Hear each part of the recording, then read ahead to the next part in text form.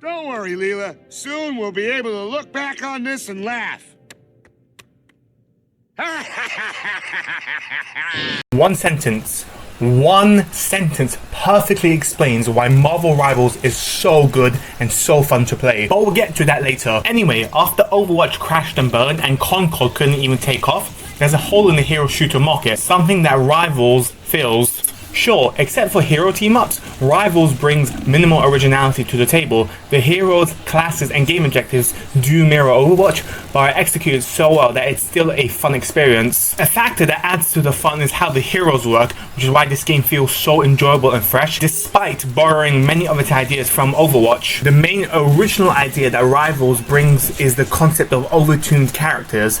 If everything is overpowered, nothing is. Communism. Star-Lord is just a better tracer. He can reload his guns instantly and has more movement options thanks to his rocket boots. Punisher is better than Soldier 76 as he's dangerous in close and long ranges. You'd be surprised at how quickly you can drop vanguards with a shotgun. Remember, Professor, Bender is Santa, so we don't need to hurt him, right? Yes. You sound like a broken MP3. Ho, ho! Rocket Raccoon is a better Lucio due to his faster movement. He is far more evasive due to his jetpack giving him an escape option on the X and Y axes, and his wild crawl is ridiculously fast. Many of the characters are overtuned, but that is the point. Having overpowered characters makes the game more enjoyable for casual players. It provides the player with a wide range of options and choices, even with just one character. I don't care if they surrender.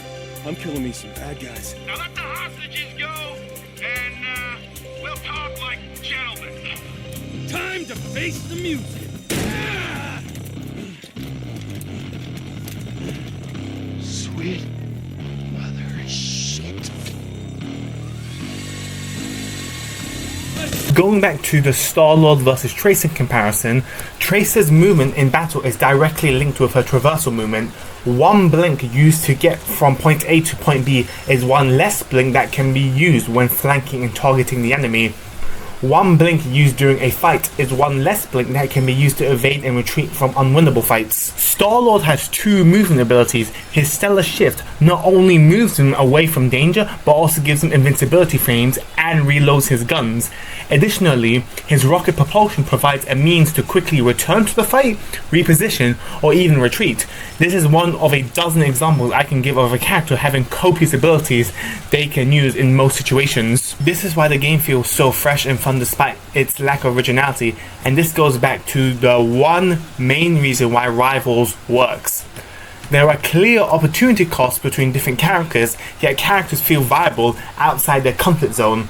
Going back to Star-Lord and Punisher, whilst there are opportunity costs between using one character over another character, they can still be used outside of their comfort zone. Star-Lord lacks range, but his guns still do a fair amount of damage if you're going for headshots, and his ultimate can auto-track distant enemies. Punisher lacks movement, but in a pinch can reposition using his ziplines. Looking at strategists, Rocket lacks burst healing, but in a pinch can provide a large volley of heals if his orbs can bounce off something. Jeff lacks utility, but in a pinch he can support his team in ways other than healing. He can use his ultimate to defend his team from the enemy. The Thing lacks shields, but in a push can protect his team via a rock leap and his charge, so the attention is diverted to him, so his team receives less fire. Everyone has a skill floor high enough to be used in situations outside of their skill set. They can be utilized outside of their skill set by skilled players with a strong game sense. Overall, NetEase struck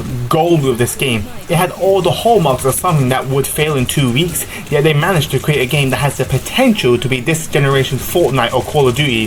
The game where kids, teenagers and adults can play after work or school. This is Zach, not Zach, signing off. Please remember to like, favorite and subscribe.